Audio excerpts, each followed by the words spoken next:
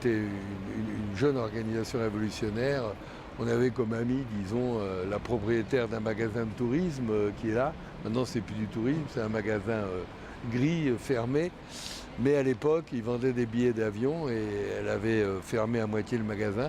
Mais ça nous permettait, pendant la nuit des barricades, de se retrouver à une dizaine de, entre guillemets, responsables dans les sous-sols. Et on essayait de faire le point où on en était et tout. Parce qu'il y avait des barricades à côté qui avaient été construites devant des impasses. Enfin bon, bref.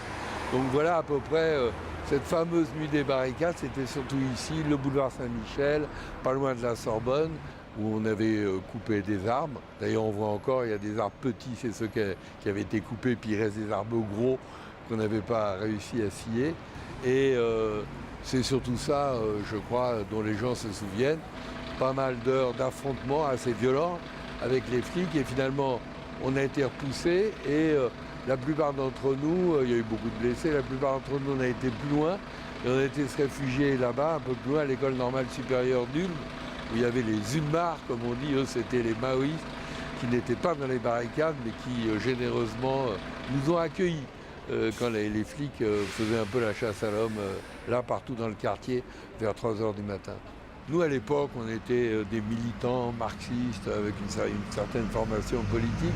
Et je veux dire, avec cette formation, on voyait bien que tous les ingrédients d'une révolution n'existaient pas.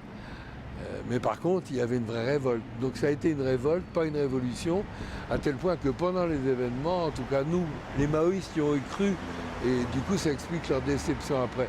Nous, on n'a jamais cru que c'était une révolution socialiste, mais on savait où ça n'irait pas, on ne savait pas où ça allait. Que les gens criaient dans la rue le pouvoir aux travailleurs, le pouvoir aux travailleurs, mais immédiatement se posait le problème à qui ?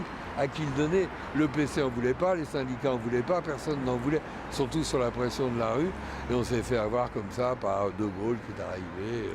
Donc, je veux dire, ça laisse des souvenirs fantastiques, mai 68, sur ce qu'on aurait pu faire, sur ce qu'on a réussi à faire, mais surtout sur les défauts à pas recommencer, pour qu'il y ait, moi c'est mon but, un nouveau 68, mais qui réussisse.